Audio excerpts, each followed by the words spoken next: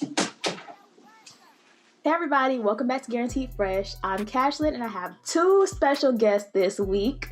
I have Sensei Cee and I have Fierce. Two very dynamic personalities and women that have a lot to say. And a lot to say about self-love in particular this week. So, how are you doing, Sensei Cee? I'm doing fantastic. I'm flowing in love with myself. Yeah, I'm just very honored that you had me on for this discussion, especially in terms of loving yourself, because, you know, the sisterhood that I've created, Fly Girls, Fly stands for first love yourself. And so, like, for me, on a day-to-day basis, I pretty much advocate for self-love. And so I think this is an amazing conversation. It's one that needs to be had and needs to be heard. And I'm just so grateful that you chose to have it with me. Thank you. Thank you for being here. How about you? How are you doing, Fierce? Oh, wonderful. Thank you for having me, of course. We've also talked about self-love plenty of times before, just kind of loving yourself before you can actually truly love somebody else. So I think it's a great topic, especially now since we're about to go into the month of love. So everybody's talking about loving each other and loving yourselves, but I definitely feel like self-love should come first. So I'm ready to get into this topic. Definitely. So for me, personally, like the self-love journey, I would say is fairly new, I think. Like what age were y'all when y'all found out like self-love and self-care was an important thing? I feel like it's an ongoing thing. Different experiences make you realize different things of the way you should love yourself. Especially, I got married young. So when I got married at 19. I was with the same person. We had a kid right out of high school. So me not really knowing first of all, I didn't even know what love really was to even love myself before loving somebody else. So I put up with a lot more than I should have because I didn't really truly love myself as I should have. And even in my adult years, I still find myself finding different things that I'm like, okay, yeah, I shouldn't put up with that, or, you know, that's not something I should have took in. So I feel like self-love is always an ongoing thing. You're going to find different things that you know that you shouldn't take, or that you should continue to grow to love yourself and know yourself. So I think that's something that's ongoing. Yeah, absolutely. Like both of y'all said, I think self-love is like evolutionary. It's a part of your evolution. So you grow and evolve as an individual. I feel like your love for yourself is going to do the same. Similar to Fierce, you know, I wasn't married, but, you know, my daughter's father and I were together like high school students. We had fresh out of high school, you know, so we went through the whole thing very young. And I think that plays a big part too, is when you don't really have a true understanding of love young, then it's hard for you to admit that and navigate in that energy, you know, through your experiences. True. Very true. So in quarantine, how have you all been practicing self-love with yourself? Like, how have you been expressing that with, because you can't really like go too many places, can't really interact with too many people. Like, how have you been practicing it throughout quarantine? For me, part of my self-love, like myself is in solitude. So being alone by myself, giving myself that me time, even if I'm not doing anything, just having that time of solitude to reflect and sit in my own energy and bask in my own ambiance. To me, I think that is part of my self-care. So I guess quarantine made that a lot easier, not having to deal with like the outside, you know what I'm saying, and those energies, and just being able to focus on myself. So for me, I think during quarantine, that's how I stuck in there. Me, I would say being stuck in the quarantine, I haven't had really too many outside experiences and I'm home alone because my kids are actually gone. So just my mind, just getting my thoughts together, focusing on my goals, this is kind of what I've been doing. I've been able to pamper myself more since I've been at home, you know, trying to eat right since I'm not going out, you know, in the work field. So I'm not having to eat, you know, all this crazy stuff, you know, working on skin, working on your credit. It's just a lot being able to quarantine. I just have more to myself and you don't have to worry about, I'm not sitting in a car, you know, waiting for traffic. So I just have a little bit more me time. So I'm able to focus more on myself and just getting my thoughts together. Like I've started so many different journals. I've been able to, you know, just get my thoughts together and focus on the different goals that I have set for myself. Like I've started school, you know, to get my real estate license. So just more so getting myself together. So it feels good. It feels refreshing. It does feel good. Now, I ain't gonna lie, y'all. In the beginning of quarantine, you know, when the hair salons closed and the nail salons closed, like, I'm not gonna lie, like going to get my nails done was like my me time. Like that was my self-love time. And when they closed, I was like, what am I going to do? Now what? Now what? But you know, I had to find different ways to kind of express it to myself. Like, I'm sure you all are familiar with the love languages. Mm-hmm. Yeah. So I had to like reevaluate my love languages and try to start practicing them with myself because no hair, no nails, no going nowhere, no putting on no makeup, no doing nothing. Then kind of like took a toll on me because now I'm just sitting around the house looking ugly, just looking. Like I don't look like myself. Like I don't even feel like myself. So I think it was like a really good time for me to kind of sit back and reflect on things that were more important. Like there's so much going on in the world. Like it's more important things than like making myself look good or making myself look good in order to feel good. Like it was more time for me to do like the internal work on myself. Like kind of dive deeper into things that I wanted, like goals that I kind of put on the back burner due to a number of things. So I think it has been like a season of self-reflection. Hopefully everybody who gets to watch this has also had that season of self-reflection. If you haven't had it, yes, hopefully. Go have it now because you know we're still not back to normal, so you got a little bit more time to get it together. Right. But I think even in my interactions with other people, like this journey of self-love has been beneficial with my relationships with others, like my family members or people that talk to or not talk to. That's that's always a factor. Hello. That's a factor. Absolutely. So how do you all feel like your self-love or valuing yourself has changed your relationships with other people, like whether it be like a romantic relationship or with your kids or with family members? How do you think it's affected you? I feel like I'm more positive. Because I feel like a lot of times when you're so focused on other people, you kind of forget about yourself and you have a lot of negative thoughts. I start having a really lot of negative thoughts when I'm so focused on other people. And I have a big heart. So I normally, when I put my all in it, I put my all into whatever I'm doing. And it may be somebody else. And I kind of forget about myself. So sometimes, especially with kids, like I have 3 boys. So like when I'm out, I can go shopping for myself and end up, I'm in the kids section. I'm like, why are you over here? Get yourself back on the other side. Like I came to do this for myself. And it just, sometimes you gotta, bring yourself back and remember who comes first. Like make sure that you take care of yourself first, no matter what. But I feel like once I start letting go of certain people in my life, I start seeing positive changes in myself and what is going on around me.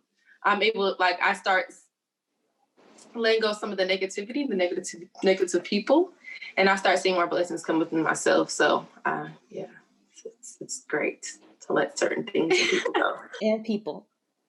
Yeah, you gotta let those people go.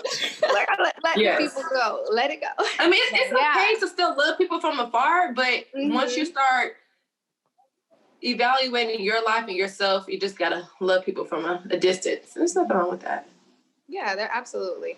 I was gonna say for me, doing the self-love and the self-reflection, it really opened my eyes to who I am, good and bad, right? And so for me, when I have interactions with other people, I recognize that they are a reflection of me.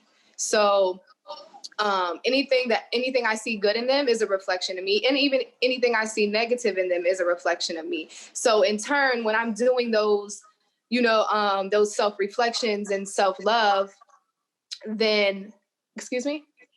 Okay, go, you can leave. I'm sorry. I love you too. I'll call you when I'm done, okay? I'm sorry. My mom's picking up Deanna. But yeah, so in doing that, like, I'm able to check myself, right? And so I can better the things in me that I don't like. So in turn, my relationships with other people, they're a reflection of that also. Because instead of seeing the negative in other people or allowing them to bring that out in me, because it is a reflection of me, I'm bettering myself. So now what I see in you is only good because I love myself. You know what I'm saying? So I have no choice but to love you. Very true. I love you, princess. Deanna says, bye, Courtney. Bye, Deanna. I think that it also brings out a bit of compassion, like touching on what you were saying, it brings out compassion for people because like once you recognize like the negative and positive in yourself, it kind of makes you more empathetic when somebody is kind of showing you their worst version. Like, okay, I understand this is the worst side of you, but I'm gonna let you. But I don't have to take that, right? Right. I don't have to take that. I feel you, but gotta go. So sorry. So sorry. And that's a form of self-love. That's a boundary, like, because you don't have to take people's projections. Not at all. Well, let's get into something more Valentine's Day-ish. Okay. Valentine's Day is coming. I don't know if you all have Valentines. I do not. I have a boyfriend, so I have a Valentine, but Yeah. Oh, so how is your Valentine's Day or how is your relationship benefited from your self-love practice, or is it considered selfish to practice self-love in a relationship? See, I think I don't know. I think I'm kind of conflicted on that because I do believe that, like, to some degree, you have to have yourself together or should have yourself together before connecting with, someone else. And that's just because that's just going to save you a lot of turmoil and heartache and chaos. Yeah. So, but regardless, sometimes we do end up in relationships or situations where we're both kind of in that journey of self-love and self-discovery. And so I think it could be a good and bad thing depending on your partner. If you have a partner that is on your same frequency, y'all on the same page, right? You're both. See, for me, like in relationships, you have your lane, I have my lane, and then we have a lane together. So I'm over here doing my self-love. Hopefully you're over here doing your self-love. So then when we come together, that's what's going to show. Right. And so for me in my relationship, I'm actually thankful to say that is the case.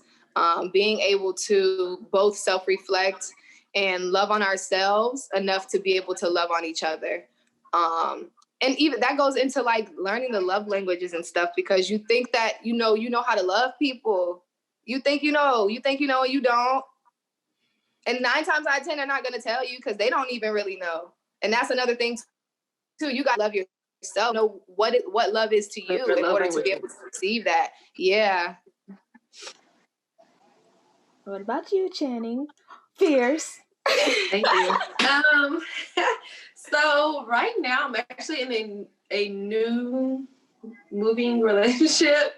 Yes, I know. Probably like, oh my gosh, about this, but it's something new. My last relationship kind of gave me some ups and some downs, made me learn some new things. Like I said, you're always, finding new ways to love yourself.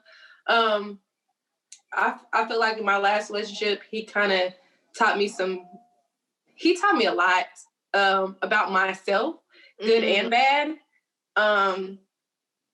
Which I feel like in every relationship you learn more and more experiences about yourself, what you're willing to accept, what you're not willing to accept, to even kind of, love yourself more. So I just coming into this one, I decided to take things really, really slow. But we actually just had the conversation about love languages and knowing each other's love language, and what we want and expect, and how I want to be loved, because I love myself enough to know that what I want and what I don't want. So it's working. I feel like I love myself to the extent to know what I don't want. So it's going. Right. I don't remember who said it. I think who said I love me enough for the both of us. Was that Drake? Somebody said it. But listen, that was real Drake. life, it was Drake. Like, it was Drake. And like I put a lot in my relationship. So that's why I said I feel like I have to love myself first, because once I go into it, I go in full force. So I gotta make sure I love myself first, or I'm gonna drown myself from the very beginning. So Hello. What about you, Cashlyn? Courtney? I'm single out here. Super single. It's on the record. Girl, she makes me sick. Oh my God. What? I mean, feel free to ask me questions. It's a conversation, so we can make it conversational. It don't have to be just me. Open dialogue here. Yeah, open dialogue. So, okay, I got a question, because we are talking about like loving yourself. So, do you think the type of men that you attract has a lot to do with your self-love? Yes. And I was just thinking about this the other day. And you know why I thought about that, Courtney? Don't roll your eyes at me. Now, let's be. I'm gonna be transparent, and I'm gonna say I think it does, because like going through like the list of guys like I might have entertained or might have had interactions with, like I could say I probably dated 3 of the same person. like no lie, like literally 3 of the same person. And then some people I might have entertained because I was like bored, but not bored like in a way like, oh, I don't have anything to do, but I just wanted something to like occupy my space, my mind for the moment. So, and I think that kind of reflects, or me trying to avoid kind of diving deep with myself, which I ultimately ended up having to do anyway. But the 3 people that I dated that were exactly the same person, I would think, I think that's more of a reflection of my lack of self-love at the time, because there were people that made me feel a little bit more secure. Like there were people that, I won't say gassed me up, but people that made me feel like beautiful, or they value me in a certain way, but I should have been valuing myself that way the whole time. So I will say that. Yeah, I agree. I think too, it has more so to do with the lack of self-love in terms of the type of partners that you choose. Because I think it's the same for me. Like I would choose partners just out of, just because, like, you know what I'm saying? Just because I can, or I feel like it, or, this guy buys me roses and I like when he does that, or, you know what I'm saying? This guy, I like our conversation, so I'm going to date him. And really not loving myself enough to understand that I can give myself all of that. And I think that's the thing too. When you're speaking of self-love, you have to really love yourself to understand that anybody that comes in, like they're just an addition, and their love and anything else that they bring is just addition to what you should already entail. For sure. Fierce, the question asker.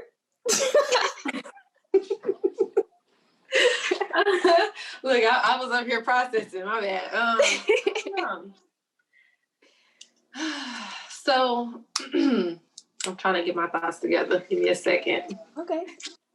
You should give me this time. I'm trying to get my words together. I understand. You don't want to say the wrong thing, sis. You still processing. Look, because I feel like I've had so many different crazy experiences in my life that, like, I can say with my ex, I'm not gonna go with my ex-husband. Like my ex, like he taught me taught me so much about myself and ways like he had me going through depression, and that was not a great feeling. And I had to know how to love myself. Like, I let this man just take me to the bottoms of the bottoms. Like, and I just why? Like, I can do this on my own. I don't need you. Hello, like, I can do that by myself. You take me down through this? Like, it's just, I don't know. It's just crazy that it is so many young, like, this generation, I feel like so messed up. Like, self-love is nowhere near, like, everybody's so worried about money. Everybody's worried about this person's going to run them over. It just, I just pray for them. Yeah, there's really not enough emphasis on self, like, at all. It's not. And I really truly don't think you can genuinely love anything or anybody unless you love yourself genuinely first. And that's why I created the sisterhood that I did, because like you said, like, even our generation, like, we were misguided. We were not taught what real love is. We weren't taught that real love is self-love, and then everything comes after that. And so I think it really is important for our youth and our younger girls, well, everyone, not even just girls, the whole, in the whole generation, they need to understand that it starts with self. Even in thinking, and I feel like that's why there's so much, like, we hear so much about suicide and depression now, and it's because not enough people know how to love themselves, and you let other situations get you down to the point where you are suicidal, you are depressed, and I feel like that's a huge problem in our society now. Like, we gotta, I don't know. When I say y'all have so many different ideas and stuff, so I'm glad Cashlyn actually brought this about, but we have to, like, get out into our youth and teach them about self-love, or even just talk about it. I don't think people talk about it enough to talk about yourself, or a lot of people don't even know what they want in life. No, they don't even know what love is. They don't know how they want to be loved. They can't even identify. You know what I'm saying? If I can ask someone right now and be like, what is love to you? And they're going to give me some generic surface definition of what love is. I don't know what love is. I just know when I'm in love. Okay. Like, okay. Okay. Because I've had that conversation plenty of times, and nobody can actually say, like, oh, you love that person. What can you tell me? What about that person you loved? Oh, they make me laugh. Oh, like, no, I think it's more than that. I mean, that sounds like a good friendship. Yeah, my friends make me laugh. It sounds like a good friendship, right? I got a lot of people around me that make me laugh. I make myself laugh. And that's the thing, too, I was talking about, like, people are an addition, even friends, because, listen, I really do love myself enough. Like, I really don't need anybody. I don't need anybody to make me laugh. I don't need nobody to make me cry. I don't need nobody to make me feel like I really can do that for myself. Like, and so, I don't know. I just want everybody to get there. It takes time. It took a lot for me, especially going through the depression part. Like, I felt like I had just had a baby. Like, the whole time I was pregnant, that man just took me through everything. Like, so of course, your body's already going through Cashlyn, but your body goes through so much, so you already don't feel like yourself. So I'm like, oh my gosh, like, I didn't gain weight, my nose spread, like, I got these extra stretch marks, my boobs hurt. And it's just like, this man is just throwing me to the wolves. And it's like, so I went through really bad depression, but it took me to get myself back. Like, okay, girl, you better go get your nails done. You better put them lashes on, put that, get dressed, do your hair, make yourself, feel that love that, myself, But it takes time. You just got to focus on it. Just like any other thing that you focus on, whether it's working out and losing weight or starting an LLC, anything you can focus on self-love. So reading a book, just understanding yourself. Yeah. I just have to think back on times where I could have avoided a lot of this. Like, I could have avoided the depression. Like, I could have avoided, like, all the anxiety and all this other kind of stuff. Like, even when your friends were like, no, girl, this ain't it. we were dumb enough to be like, no, he still loves, like, girl. Everybody else see it, but you. Right. We do it. We all do it. We do. We all do it. And we could have avoided so much of like this harmful, like this baggage that we put on ourselves. Just if we would have loved ourselves just a little bit more. But I feel like that's why I said learn to love yourself. It's something that is a continuation, because, as I said, it's different experiences. You that experience may not have been for you, but it taught you something else about yourself that you need to work on. Right. Yeah. With love, like just loving yourself more to know that situation is not for you and you won't do it again. Now, once you continue to do the same situation over and over again, that's when you're really lost. But what are some things that helped you in your journey to self-love?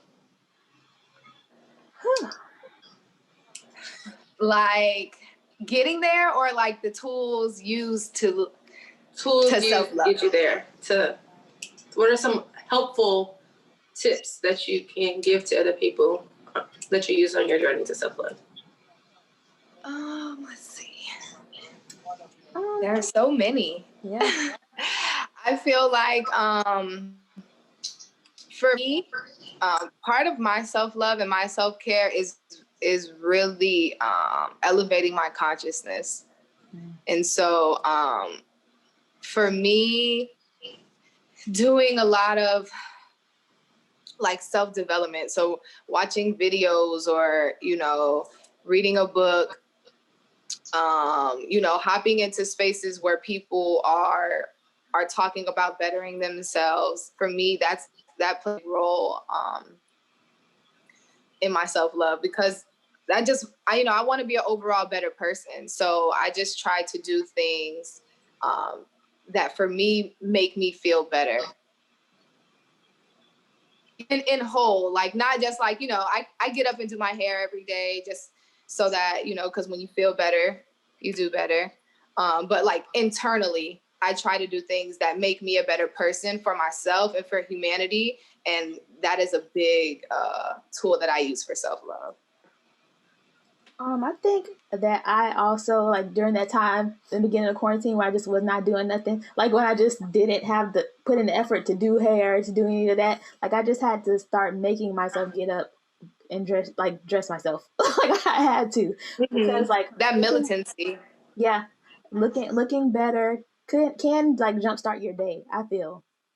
Like if you start preparing yourself to your day, even if you don't feel like doing anything, like, well, I'm dressed now, I might as well do something. Kind of gives you a little boost. And I think just time of like self-reflection, and for me, I think my lack of self-love came with like where I am and where I thought I would be, like where I thought I would be at this point in life. But I had to kind of start reflecting on the things I do have. Like I had to appreciate the things that I do have and think less about what I don't, because you have more to like contribute to the world than not. Like based on your collective experiences, whether you got the degree or you didn't get the degree, all of your experiences can help someone else. So I had to think of like what I actually had to offer the world with the set of skills and with the experience that I have, instead of kind of talking down on myself for what I didn't have at the time. So that kind of helped me value like where I am and myself at the like to now. For me, to answer that question, mine would probably be to be more vocal on things I want out of myself and from others. Because I'm one of those who try to avoid conflict altogether. So I normally don't say what I want. So I feel like just being more vocal on what you want with yourself and out of others is something I use. I start journaling a lot more, doing a lot of reading. Reading helped me do a lot of self-discovery about myself. Also forgiving myself for a lot of the mistakes I've made. It was something that was really hard, because just forgiving myself for choosing to be in certain situations was something that was really, really big for me. And I think that helped me the most, just forgiving myself. Because I feel like we're our biggest critics. And so when you always so negative towards yourself, that negativity is gonna come off, because again, as you said earlier, you're a reflection of yourself. So that negative energy that you're giving yourself, you're putting off into the world. So I feel like that's why I said just letting certain situations go. Reading was something that was really big. Just being more vocal, what I want, or just some of the tools that I use for my self-love, and things I continue to use on a day-to-day basis. Is something that kind of helped me out. What kind of books did you read? So I'm not really big on books. I did read a lot of I'm big on, so y'all, I'm really weird, but I like to read different scriptures. I like to read different quotes. I love quotes. What's her name? Being Mary Jane, like how she's always a different quote. I love that. I love literally that. That's the best. Just being able to see something in front of you. That's what I said. Look, that's how my journal is. It's all quotes. Yes, that. I like to notate them in my phone or whatever I see. I hear something, whether it's even on social media. I'm a big social media, so going and seeing stuff on social media. I follow all the little quote different things, so I like to see when those pop up. Cashlyn knows I like to repost those a lot. I think that's important too, self-love in terms of what's the word I'm looking for? What your experience, especially in terms of social media and stuff like that. What is it that you're looking at? What is it that you're watching? Is it a bunch of negative stuff? Is it a bunch of, or is it uplifting things? And I think for me too, Fierce, that's something that I did. I started following a lot of inspirational pages and self-development, pages and people like that, because that's what I want to feed myself, because that's what I want to reflect. Right. And so I think that's a big thing too, especially because we spend a lot of time on social media. For sure. So I actually had to remove myself from certain social media because it just wasn't serving. It just wasn't serving any purpose for me at the time. And it was giving more negative. It was giving more negative than I was able to tolerate. It's just a lot. But in terms of posting and finding things that feed that internal part of you, I think that it's interesting. When you are searching for a certain thing, or when you look, or when you're in need of a certain thing, it kind of just pops up. You just have to be aware of it. I could be thinking about self-love or a certain topic, and then I could be literally riding down the street, and there's something that says happiness. I needed that. How did you know I needed that? Yes, right on time. Right on time. Right, always on time. Always on time. It always happens. Or you riding down the street listening to music, not really listening to it, but when your ear perks up, it's something that you needed to hear. That always happens. So I think it's important that you just be aware of what's happening around you, because a lot of times the answers are there. Things that you need to hear are right there. You just have to be receptive to what's going on. Yeah, I think that's big too. Being receptive. If you're not receptive to it, you're not even going to hear it. There's literally a scientific study. So say I bunch of chaos, right? And so I'm hearing arguing, and say I'm on a subway with a bunch of people, and I have two conversations going on. I can have a conversation going on to the right of me. It's $1 million conversation, right? Then I can have a conversation going on to the left of me. That's a bunch of bull. But because subconsciously I have grown up chaos, my ear is going to go straight to that conversation before it goes to that $1 million conversation. And so that's a big part in your life and in your love and growth and development. What are you surrounding yourself around? What is it that that you're focused on? And if you ain't focused on the right things, that's going to show. And if you focused on yourself and loving yourself, that's going to show too. Yeah, 100%. And that's why what do y'all feel about being around like-minded people? Mm-hmm. I'm sorry. Yeah, I know. Go ahead. I was going to say that's what comes with being around like-minded people. If you have people who are, positively affecting your life, then your life will be positive. It's surrounding yourself with people who, have same goals as you. That's why I said it's good to love people from a distance who aren't helping you build into evolving into somebody better. So, and I feel that comes with a lot of self-love too, just knowing when to let certain things go.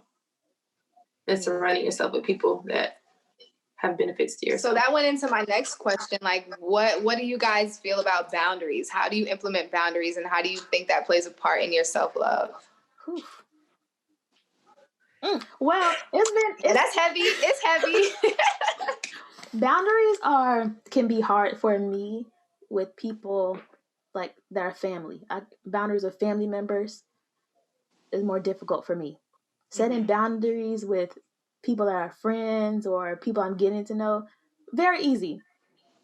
I'll cut somebody off with the no questions asked. Like, oh, you said something. Oh no, that don't agree with my spirit. Goodbye. Like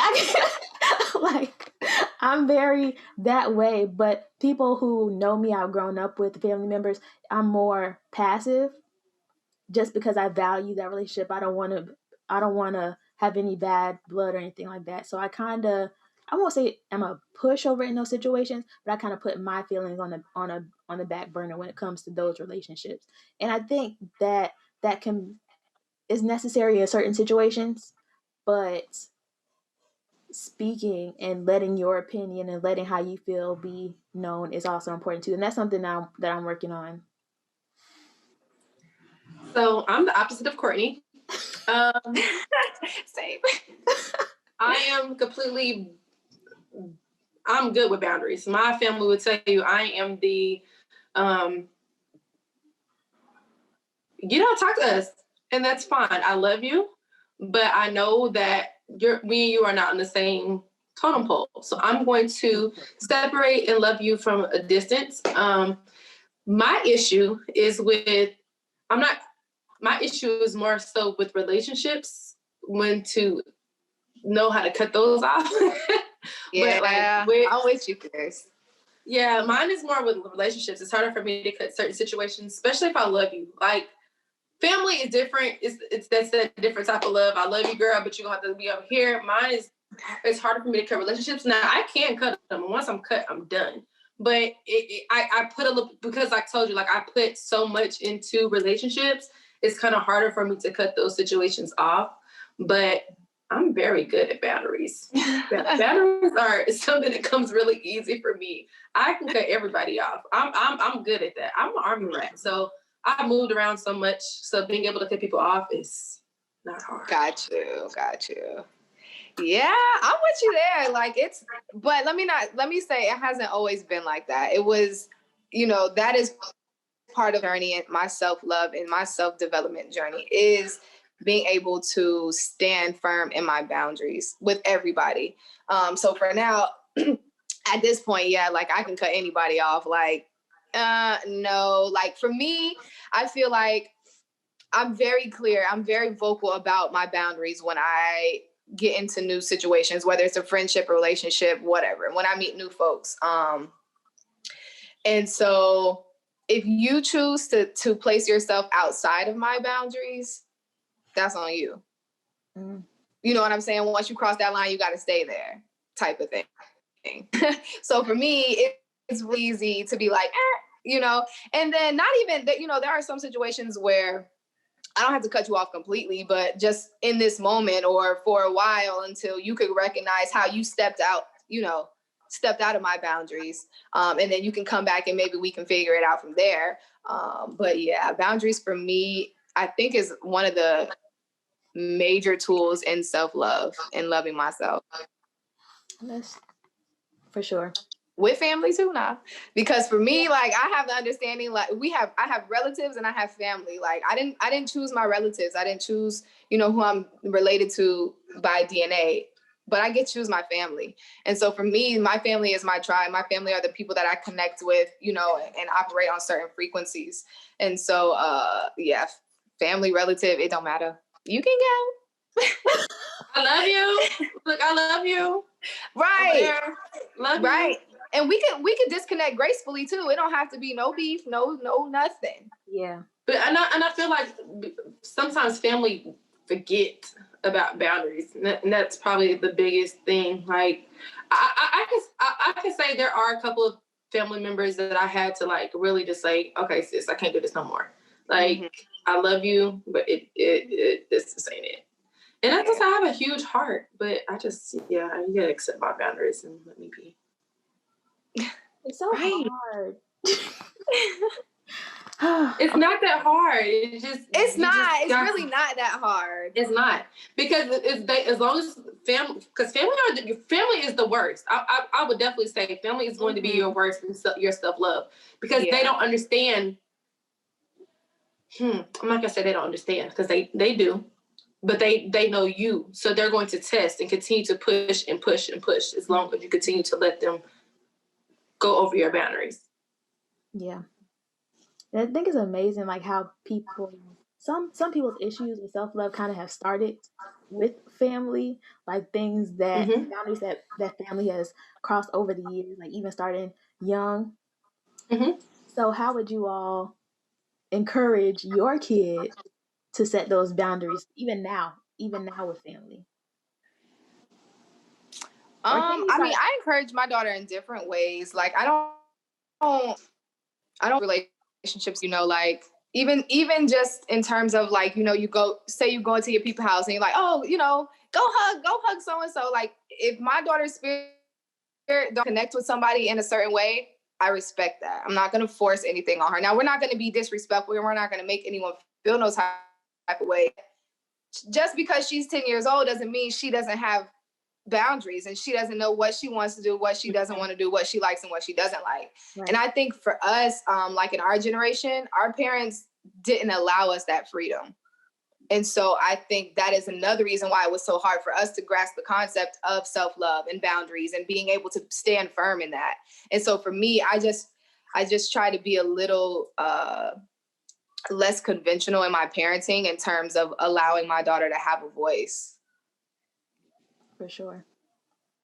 What about you? Yeah, my kids are very vocal. So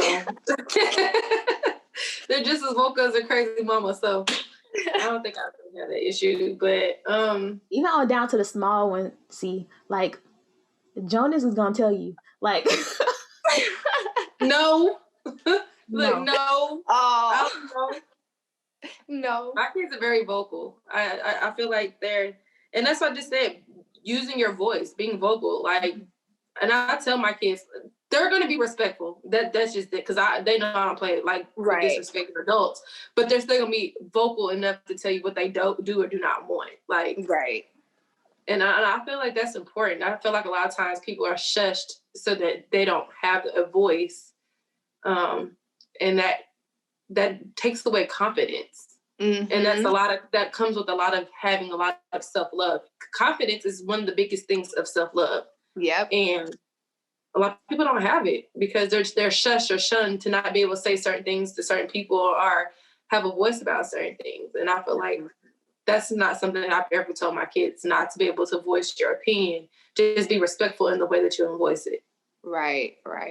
I think that happens a lot with girls and growing up, because, you know, we can't say a certain thing or we can't say things in a certain way. Otherwise, we are considered bossy or whatever it is. Like even girls are kind of shunned, or they're kind of shut up when they actually have too much of an opinion. Yeah.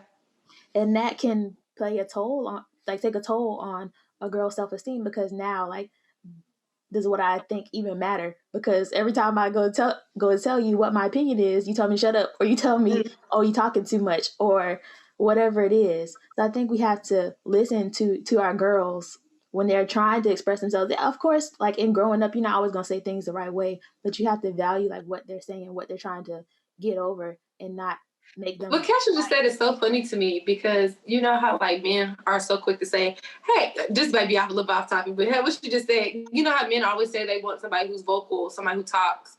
But then when they get them, they don't know what to do with them. But they don't. They don't. Okay, they don't. Makes so much sense because men always say, she don't say nothing. She don't got no conversation. But once they do have a conversation, or you're vocal or have an opinion about something, they don't know how to handle it. And I'd be like, then what do you want? You want somebody that doesn't have you want who has no mind, who has no opinion. Like I'd be so confused. What do y'all really want?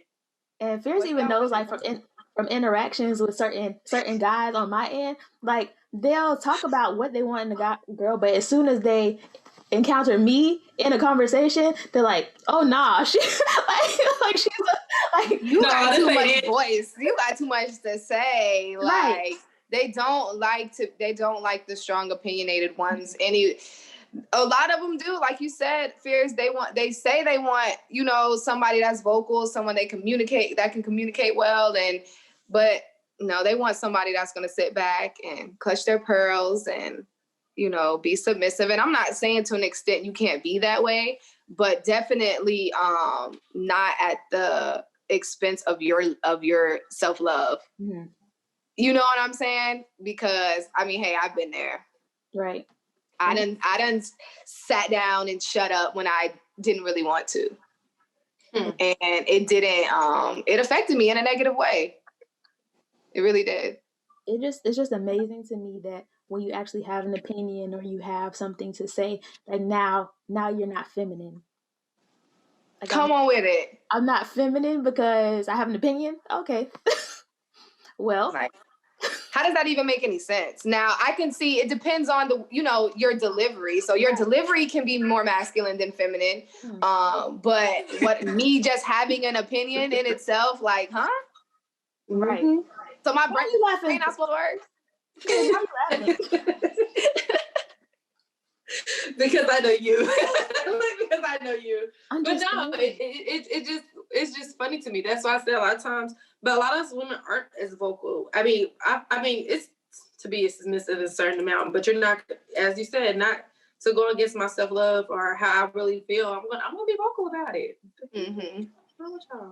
But yeah, for sure, absolutely.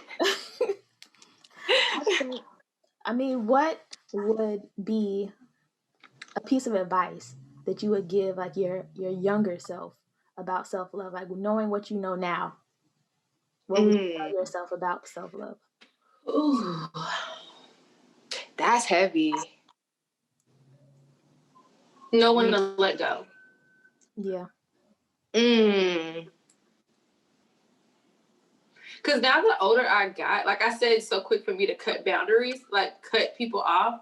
But my younger person didn't know how to do that. Like I dealt with so much that I could have avoided a lot of hurt in situations if I looked at the signs that people gave me. So just taking those initial signs, people show you who they are. You just gotta pay attention and know when to let go. That's what I would definitely give my younger self, most definitely. My younger self, I would say, I would literally tell my younger self, like, first love yourself above anything and everything, in every situation. Like, sit back, you know, if it's a chaotic situation or anything that you're going through, sit back in that situation, reflect on it. Are you loving yourself first in the situation? You know what I'm saying? Are you putting yourself first in the situation? And that's another thing too, because I think we live in a culture where like you don't want to seem selfish, but you really should be. Like, and so I come across that a lot. It's like, oh, I don't want to seem selfish. I don't want to, like, no, you have to be, because if you're not selfish enough to give yourself the best of you, you can't give yourself the best of anybody. That's a fact. So yeah, first loving yourself, like in every situation, in every aspect, in every way, love yourself first. That's what I would tell her. I think I would piggyback off of that and say that you're worth loving, because we are the since we are the most critical of ourselves, we always see like the bad. So Yes. for me, like, oh, I'm weird. Oh, I can be like socially awkward. Oh, I can do like this type of. But I mean, I should love that. I should love these parts of myself. Yeah. I mean, somebody else will love it too eventually. But like, Absolutely. you have to love those parts of yourself first. So love the weirdest Yeah. parts of yourself. I'll piggyback off of that. Something I talk about a lot, like showing up in your true self, showing up in your authentic self, literally in every single space. That is the key to self-love. Like, you have to show up as you, no matter what, and you have to be okay with that. And then you'll realize that there are a lot of people that are okay with that too. And just you being okay with every part of who you are is going to allow other people to be okay with that. That's just how that energy works. Yep. And even allow them to be okay with it in them. Right. Exactly. Yeah. Yep. I dealt with that. I struggled with that for so long. Like, I knew that I was like, I won't say a little bit different, but like different parts of myself kind of would be socially awkward in certain situations. And I was like, oh, they won't like me if I do this. So I just would be extremely quiet. Like, I was probably considered the quiet person, even all the way up to after high school, because I just didn't want to say anything wrong. So I was like, oh, Courtney, oh yeah, she's quiet. Like, that was me. I mean, but I don't know that Courtney. I never met that one. Listen. But eventually, like, I started talking and realizing that, like, the more I was able to connect with people and show them like who I was, like, okay, maybe I'm not so weird, or maybe I'm not so different, or maybe people are just as weird as I am. So yeah, hello. Right. But yeah, like, being comfortable in that and owning that and allows other people to be comfortable. And that's why transparency is so big, and being your authentic self. Because when people see you, they're like, oh, she likes to do that? That's how she do. I thought it was just me. You know what I'm saying? How many times have you done? I thought it was just me. Right. No, it ain't just you. For sure. I've had such a good time talking to y'all. Me too. Look, it's refreshing. Yes. It is. It's really is. It's so hard in certain social media spaces to have these kind of conversations, because we always gonna have somebody coming from far left field. Far left, but it's good to have a connection with people who think, I won't say the same, because we all have our own separate experiences how we perceive things, but people who are on the same wavelength when it comes to self-love. I feel like there's a lot of people who just don't know how to voice it, or say what to express it how they should. That's why I said just learning to be more vocal and more confident is the first real big steps to being just loving yourself. Yeah. And really learning how you want to be loved. Like, I tell people all the time, study love languages. Like, those do y'all know y'all love language? Yeah. I got a couple, I think I have two, really. I think I have a couple too. Like acts of service and words of affirmation. Those are, I think. Words of affirmation is my number one. Tell me how you feel. I love it. Talk to me. Look, talk to me. Okay. Talk to me. It makes me so great. Right. Like, I like those sweet nothing. Look, those sweet nothing text messages be having me smiling from ear to ear. Yeah. Come on with it. Like this. For real. Look, forget the gifts. Talk to me. I'm happy. Okay. Yes, I'm happy. I think mine is words of affirmation and time. I'm big on time. I love time. We don't gotta go nowhere. We don't gotta spend no money. We can sit on this couch and cuddle all day and watch Netflix movies, and I am happy. Okay. Yes. That's me. Like, that just. We can go walk outside of the park and watch the kids. I don't care what we're doing. As long as we together, that's me. I love that. All right, Courtney, what's yours? I don't like all this mushy stuff. No, I would say mine is quality time, and then the second would be words of affirmation. Yeah. Okay, so we all on the same page here. Yeah, that definitely that makes sense. Like, I'm big on that. Like, Yeah. I definitely like quality time, but like acts of service are good for me. Like, you know what I'm saying? Bring me my shake that I like. You know what I'm saying? Do the dishes when they need to be done. I think that's my number 3. Because I said, y'all, let me tell y'all, I was on my girly time. Auntie decided to come, So he had picked me up from work or whatever. because I had to work in the building for a week, and he picked me up from work, and yeah, he brought me a symphony bar, which I have been trying to find one. He brought me a symphony bar, a chocolate bar with almond symphonies. Okay. It's like, okay, Cashlyn, whatever. I don't know what a symphony bar is, sis. It's like in a tan and blue. Yeah, it's got like stripes on it. Yeah. Okay, so I'll look it up. He had it sitting in the seat when I got in the car. The big giant one too. Ooh, the symphony bar with my Cashlyn and I like those ice waters. The little ice waters. He had that in the water sitting in the car. Said a snack for your way home, girl. You know that is close to my heart. See, those little simple things make me feel so. Yes, I love that. That's sweet. That is. Oh, I'm happy for y'all people in love. You know, Cashlyn, I tried to help you out, but you're so hard, Lord. I can't even tell you. I wouldn't even know what your type is. We gonna first of all. Hold on. I know her type. No, stop. We're gonna end this, and then we can talk about this. However, we will add this part in the podcast. When Fierce tried to hook me up, she knew she was dead wrong. She knew she was. Look, that's why she laughed.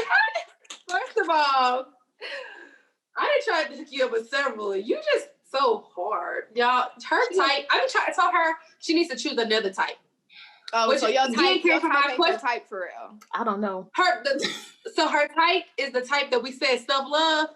Is that true? Your true self-love?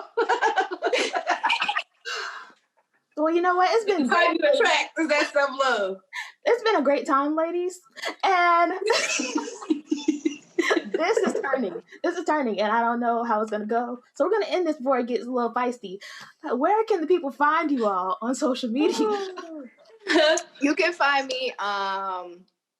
You can find me on Facebook, CDoc, or IG Sensei Cee. I'm also on Bigo and Clubhouse under Sensei Cee. You guys can catch me there. I broadcast and do discussions all the time. Okay. You can find me on IG, Fierce__me. You can find me on Live Me. My name is Fierce. It's going to be Fierce everywhere with the Gemini sign, because yes, I am a beautiful Gemini. And then you can also find me on Clubhouse. My name is Fierce on Clubhouse as well, Channing Lewis. So definitely hit me there. Yeah. You can find me on Instagram, Cashlyn_official. You can follow the podcast, Guarantee X Fresh, on Instagram and Facebook.